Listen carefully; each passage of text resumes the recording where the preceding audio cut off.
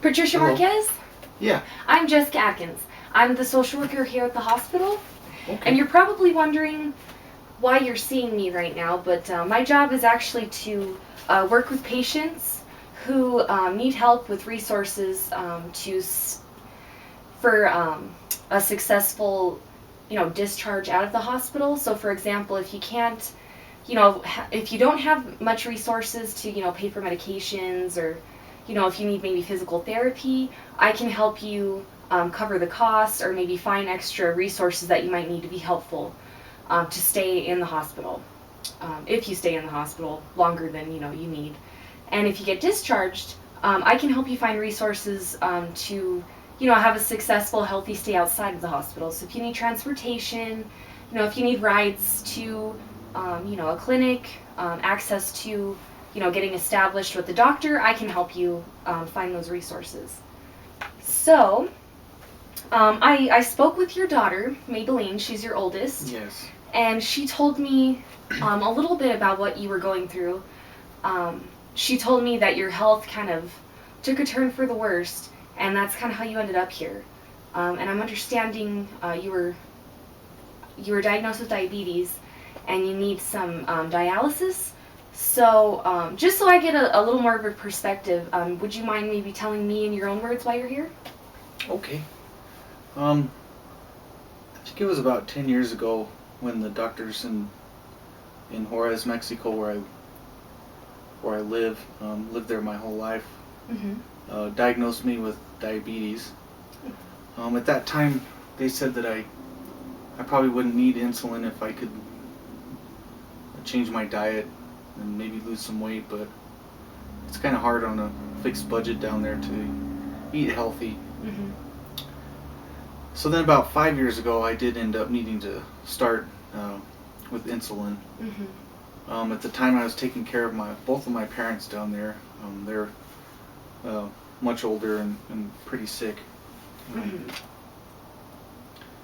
then I think about 2 or 3 years ago, actually after my parents had both passed away, I kind of stopped taking my insulin because I was having a hard time getting into town to go to the pharmacy to pick up my medications, and I didn't really have as much of a need to go into town without having to take care of my parents. And so I felt okay without it, so I wasn't too worried about it. Then this past year, I've been kind of having some problems with my vision, not seeing very good. And then over the past couple months, I started to notice my feet were swelling up sometimes, especially at the end of the day. And I also noticed I started getting a sore on my foot, on my big toe. I had some blood on my shoe, and it didn't hurt or anything, but it was just kind of scary. And then the week before my daughters came down there to get me because I was getting sicker, I started feeling a lot worse, and I was throwing up and wasn't able to keep anything down or drink very much. Started getting some fevers. And so that's when I called my daughters to come get me. And then on the way into the United States, after we were headed to the hospital, I fell asleep and kind of don't remember much after that. Okay. So you've lived in Mexico your whole life? Yeah, Juarez, Mexico. I was born there and okay. Grew up there, and then... Okay, so you were taking care of your parents in your home, and were you also taking care of your children in the same home for a while too? When they were younger, yeah. Okay, and so when I spoke to your daughter, you had them come live in the United States here in Albuquerque with their father. Yeah. So you were taking care. My husband and I had a divorce, and okay. He was a U.S. citizen, and he decided he wanted to move to the United States, and I didn't really want him to take the kids, but at that time, my house in Mexico, we just have a dirt floor. We don't have any running water, so I thought it would be best for them in the long run if they were able to come up here and get a better education. So you seem very I mean, I'm gathering from what you've told me so far that you're very independent and you've been taking care of people, and it sounds a good part of your life. And it's the fact that you know, saw a better opportunity for your children to come to America. That must not have been easy for you to, you know, have to kind of turn them over to their father Yeah. so they can, you know, but that meant that they could live a better life. And Yeah, it was really hard, and mm-hmm. but like I said, I felt like it would probably be the best thing for them in their future. Mm-hmm. So you were taking care of your parents after that, and it sounds like the living conditions in that part of Juarez where you lived. So you had adequate, well, you had pretty good access to health care down there. You were seeing a doctor, but when your parents passed away, it seems like maybe you kind of did you stop going by choice, or? Well, I used to go. I used to have to take them so often and go into town to go to their appointments and stuff that it was a lot easier for me to get into town to do it. And after they passed away, I just, Mm-hmm. you know, I didn't really have any other need to go into the city, and I was feeling pretty good. So, Uh-huh. you know, I wasn't real worried about anything. You know, I was doing okay without. Okay. Okay, so so it sounds like you're a very, you know, independent person. You know, you're pretty good at taking care of yourself. So you just kind of saw the need to maybe, you know, not necessarily put it off, but you were just thinking that you'd be fine, Yeah. and because you were feeling pretty good. Yeah. And then that's when, not long after that, you noticed your health starting to maybe go downhill a bit. I don't smoke. I've never smoked, or I don't drink or anything like that. So Mhm. I thought I was gonna be, you know, be Mhm. okay. Mm-hmm. So when you started feeling sick, that's when you called your daughter, and your daughters came and picked you up. Yeah. Okay, and then that's basically the last thing you remember is the drive to Albuquerque. Yeah. So how did that feel, waking up in the hospital? It was really scary. I mean, I knew that we were coming up here to take me to the doctor, but I didn't know I was gonna be in the hospital like that, Mm-hmm. like I am now. And they had all kinds of tubes in me and you know, Mm-hmm. poking me with needles all the time. But Mm-hmm. you know, I know they have to do their job, but Mm-hmm. it's just scary. So not only did you, I mean, you fell asleep on the car ride, so you didn't necessarily, you know, and you didn't end up in Albuquerque awake, you know, knowing what was going to happen. Then you wake up in an unfamiliar place, Yeah. and you're, you know, have Luckily, IVs and. Thank God my daughters were there. Mm-hmm. Yeah, when I spoke to your family, I mean, they all have such gratitude and such admiration for you. It sounds like you have a really, you know, solid, tight-knit family. That's really good to have in times like these. Yeah. So, Thank goodness. yeah. So I guess I would like to touch on that part. Your doctors told me that you would need dialysis and you would need insulin. And so first of all, are you familiar with dialysis? Well, you know, I had a neighbor in Mexico that had to get it, but Mm-hmm. you know, he ended up having to go to a nursing home or something. He couldn't live at home and get it. Mm-hmm. And then it sounds like the doctors have told me that basically I have to go get my blood into this machine that filters the Mm-hmm. blood because my kidneys don't work right. Mm-hmm. Yes. And they say that I have to go twice a week. Mm-hmm. Yes. So depending on the you know, the level of dialysis you need, how good you could take care of yourself on your own. You can go basically on your own to a clinic and, you know, get your blood pumped in a machine that can kind of, you know, clean your blood out. Okay. And that would only be 2 times a week according to your doctors. And then you'll need insulin. So that would be basically for the rest of your life you would need this. Yeah, that's what they said. Yes. So even though you said that diabetes wasn't a new diagnosis for you, how do you feel now knowing that you'll have to be on, you know, dialysis and insulin, you know, for the rest of your life? Well, I used to take the insulin and it wasn't too bad, but it's just kind of expensive to afford it. Mhm. But the dialysis is kind of scary. I don't know where I'll be able to go to get it, and Mhm. I don't know how much it costs. I Mhm. think it's probably going to be expensive. Mhm. So it sounds like you're a little unsure of, um, what that means for you in terms of, cost and, just how you're gonna be able to do all of the things that the doctors want you to do. Yeah. Yeah. Yeah. Okay. Well, I did talk to um, your daughters, and they did tell me, I don't know if you had discussed this with them, that your daughters would be more than happy to take you in to help you. Um, Yeah. how does that make you feel staying with your daughters? On the one hand, I'd love to see them and be around them all the time, but Uh-huh. I don't want to be a burden. Uh-huh. They're doing good, but they all work hard and have jobs, and Mm-hmm. they won't be able to take off of work to take me to dialysis or to doctor's appointments, and Mm-hmm. I don't want to be a burden on them.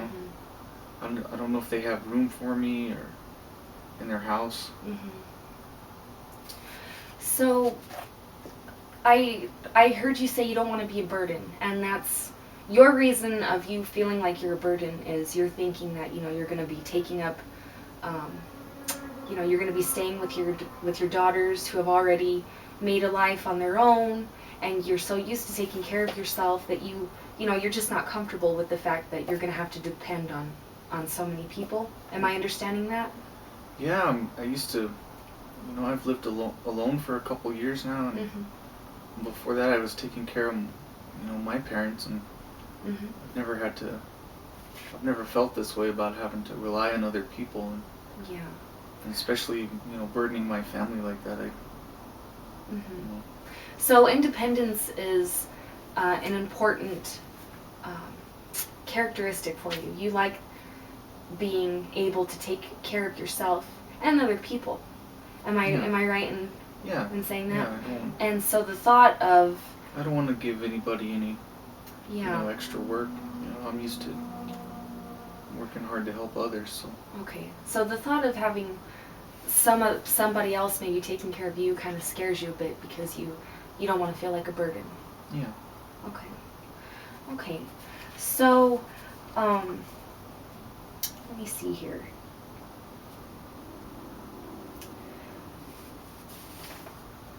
So how do you? So you don't really feel. You feel a little uneasy about living with your daughters, and maybe that means you. Does that mean maybe you want to go back to Mexico or? Yeah. I mean, like I said, I'd love to see them and be here with them, but I don't want to be a burden. And Mexico is all I've ever known. The village in Juarez, where I grew up. I've lived in that house for over 30 years now. I just can't imagine life in a new place. So, you're more familiar with your life in Mexico, Yeah. and just thinking about moving worries you because you'll be leaving your friends, your neighbors, just your life that you're really used to. Yeah. Okay. So even though, And I'm not a U.S. citizen. I'm afraid. If I stay here, the police will get me, and I don't want any trouble. Okay, so you have a real concern over your status of, being here without any documentation. Yeah. Okay, so that's telling me that you're probably afraid you're beyond help. Am I right in maybe saying that or? Well, I do feel a little bit kind of. I don't know how I'm gonna make all this work. I feel like even if I was able to go back to Mexico, and I don't think I'd be able to get to the dialysis. I live kind of far from town, and Okay. and it'd be expensive. So, even though you're more familiar with Mexico. That's the place you lived. You grew up, you know, but it sounds like maybe the resources and life there just kind of hasn't been the same lately. So um, I'm I'm sensing that even though you know life would maybe be easier here with your daughters, um, you're still unsure you'll be better off in some ways. Yeah, I guess I just don't want to be a burden on them, Mm-hmm. and then I guess the other main thing is just you know worrying about getting caught by the police or something. Mm-hmm. Okay, so you're concerned that you might be getting caught. Um, you have a real fear of just being deported. Yeah, that's the word. Yeah. Okay. Okay. So you probably feel more comfortable going back to Mexico permanently. I just don't think I'd be able to with this new. Uh-huh. So let me ask this question a little better for you. So in your condition now, tell me what you think life would be like for you going back to Mexico. I wish it could go back to the same, but this now having to get dialysis, I don't see that there's any way for me to be able to do that there. Mm-hmm. And the doctors say I have to do it, Mm-hmm. or I'll, I could die. So Mm-hmm. I don't think I'll be able to go back. So it sounds like you'd like to go back to Mexico, but you feel like you're probably helpless if you go back. Yeah. You received some pretty some information that made you feel pretty frightened. It's pretty serious. Yeah. And you're kind of in a rock and a hard place because you know that you'd get taken care of here, but you don't want to be a burden. Yeah. And if you go back to Mexico, you know that you wouldn't have access to those resources, which would in turn, really jeopardize your health. Yeah. Mm-hmm. Okay, so at this point, Patricia, I want to know what your goals are. So, at this point right now, I want to know what you want to be able to do. Okay. Well, it sounds like I'm gonna have to end up staying here in the United States. And so if I do end up staying with my daughters, I'd like to be able to, help them out some and, kind of be able to stay independent and not have to bother them for taking me to the dialysis or, to my appointments. And I can still work too, dialysis is only the 2 days of the week. I could work the other days and, help them out with some money, Okay. as long as I don't get caught by the police or anything. Okay, so your main goals now are to basically, remain independent. You want to be able to still take care of yourself, and you want to be able, if you and your daughters decide to, have that living arrangement, you want to be able to help them out. And helping them out would mean, helping them around the house, Yeah. cooking, cleaning, and also holding down a job, and that you could be bringing in money. Yeah. Okay. I think that would be the best situation for me right now if that could all happen, but I don't know. Oh, okay. So if I'm understanding you, you're saying, if you can have, if you could have the ability to reach those goals, you would probably be happy staying here with your daughters. Yeah. Yeah? Okay. So how about you tell me about your daughters? You guys all seem, I could tell immediately that you guys were really close. They really care about you. So tell me about them. I know to I guess I'm being a little too vague. I know that you tell me that they're busy. They lead pretty busy lives, and you don't want to get in their way. So tell me how how their daily lives go. you know, they're all doing really good. You know, Mm-hmm. they were all able to come up here and go to school and you know, get some education, and some of them are even trying to go to college right now. You know, my oldest daughter, she works as a nurse of some kind, I think, and she works real hard, and she makes good money, and Mm-hmm. you know, I'm real proud of them, and they've been able to do really well, you know. Okay, that's great. It sounds like, you know, the difficult decision you had to make years ago by sending them, you know, with their father to live in America. It sounds like that decision really, you know, you knew that it would be in their best interest. Yeah. And now they're living pretty successful lives, and you're pretty happy to see that. Yeah. That's great. And so you don't, so going back to, you know, you don't want to feel like you're getting in their way by, you know, you want them to be successful. You want them to, you know, live their lives. You don't want to hold them back at all by having to take care of you. Yeah. Okay. All right. Well, um, you've shown a number of strengths that, you know, show me that you can make, we can make some changes here. Yeah, thank you. I have a little plan developed just from talking to you that I think we can work out. So before we go down that road, though, do you have any other concerns you want to share with me?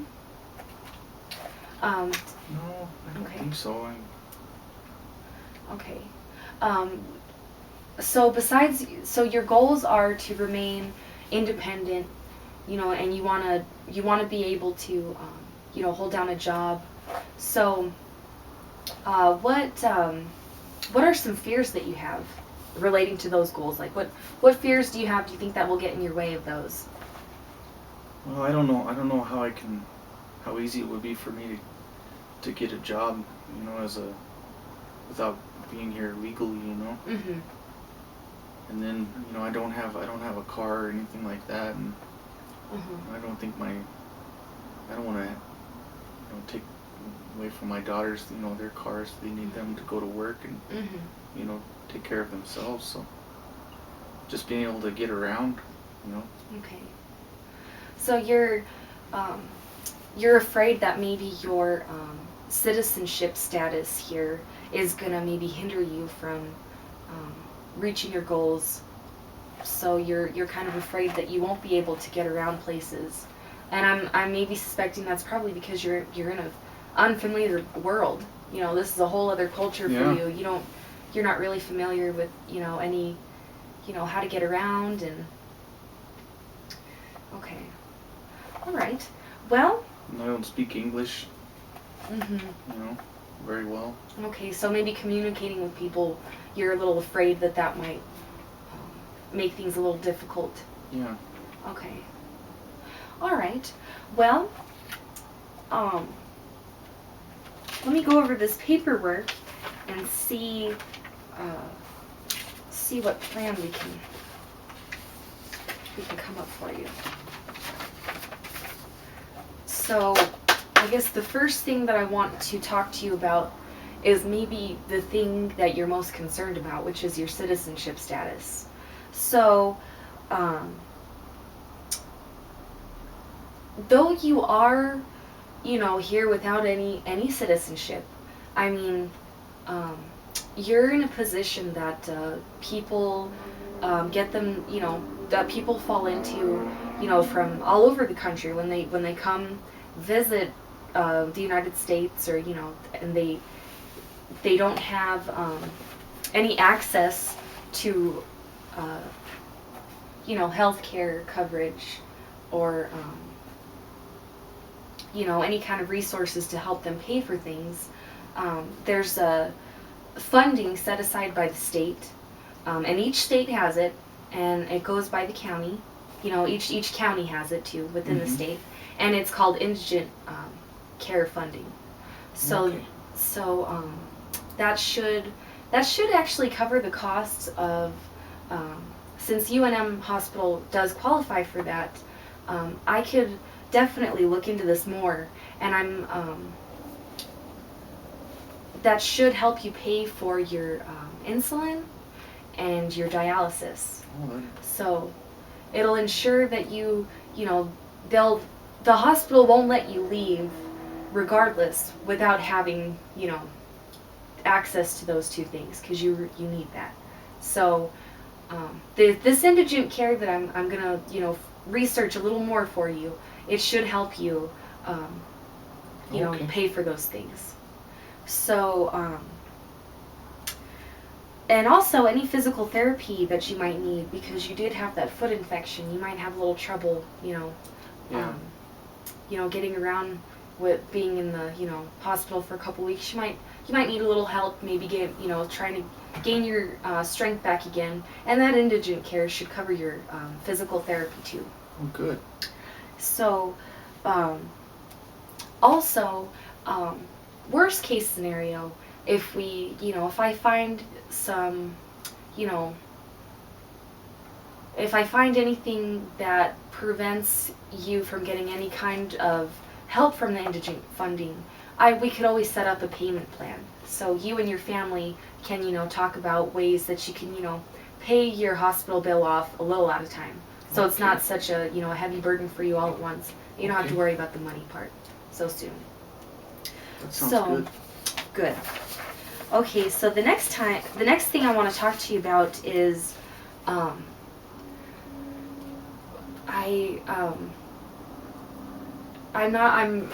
not sure you're aware, so we're gonna just cover this, just so we're both on the same page. So basically, for any person that doesn't have citizenship in the United States is considered, a non-immigrant. So, or, just not here without any documentation, being a U.S. citizen is considered illegal. And there's actually something that we could do to really help you with that. If you're interested, it's getting a visa. Because I've heard of those, yeah. Okay, so you could get a visa, or you could get your, you could gain your citizenship through, through a series of steps, to... I think my ex-husband did that, and it took him a while, but he was able to do it. So since that process can be pretty lengthy, a good thing to fall back to is a visa. So there are two types of visas, an immigrant visa and a non-immigrant visa. And the non-immigrant visa is, basically for students that just want to come visit here for a while and then go back to their, to their place where they live. But an immigrant visa means you can work to reach your green card, which gains you citizenship, permanent citizenship to the United States. Oh. So I think that would be a good start. I'm going to supply you with the paperwork so you and your family can go over that, and maybe consider that as an option for you. Yeah, that sounds wonderful. I mean. Okay. Yeah, I would like you to look into that, because you can gain citizenship, and with that, you won't have to worry about any issues that are related to you not being a U.S. citizen. And so right now in your position, you're not allowed to vote. You're not allowed to receive any kind of Social Security benefits. You probably, you would have a hard time getting a job. There's going to be a lot of obstacles if you're not a U.S. citizen. Yeah. So from what we talked about, you are comfortable with the idea of living here if you can reach your goals of gaining independence, and getting a job, having transportation, and getting that visa is going to help you reach your goals of those things. Yeah. Try and do that right away, I guess. Okay, great. So another thing I'm going to do is I am going to give you and your family a schedule for bus transportation.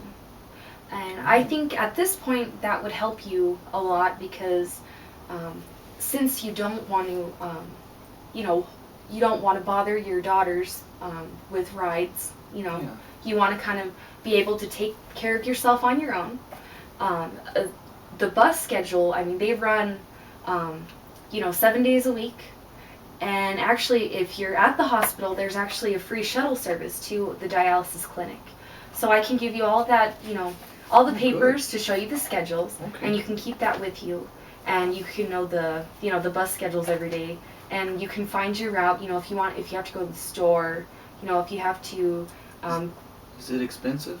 It's actually, I think it's free, and if it's not free, I'm gonna look into that a little more for you and make sure. If it's not, like I said, you could definitely come here to the hospital where the shuttle services are free. Okay. So I'll look into that a little more for you, and I'll let you know. And if it's not, we'll definitely figure out some type of funding that covers that for you too. Okay. So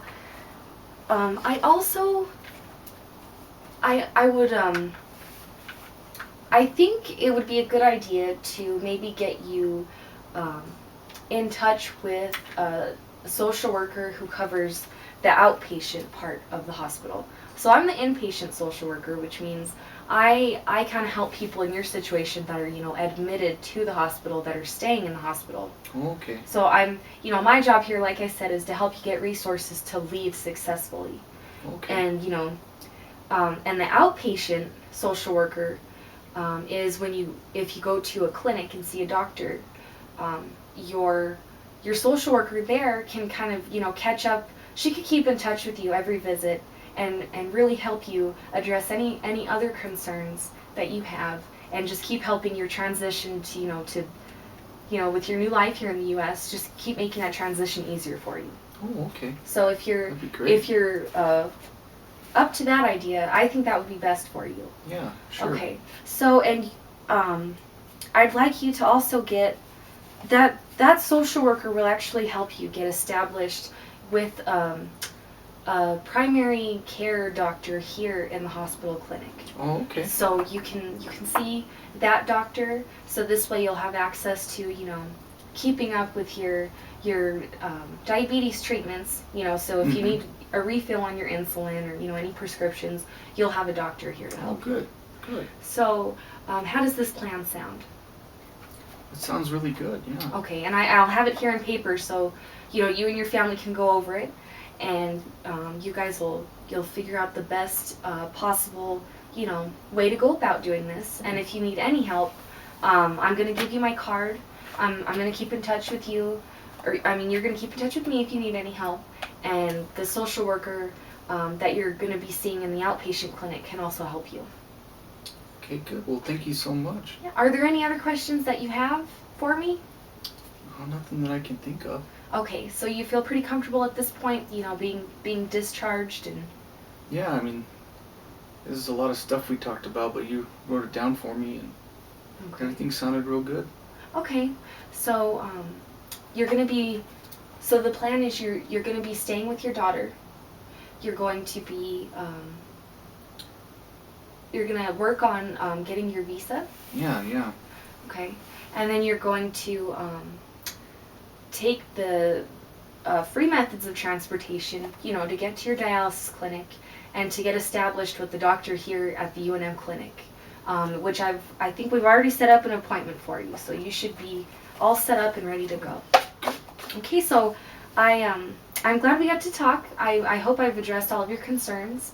And if I haven't, like I said, I have my card here for you, and we can keep in touch that way.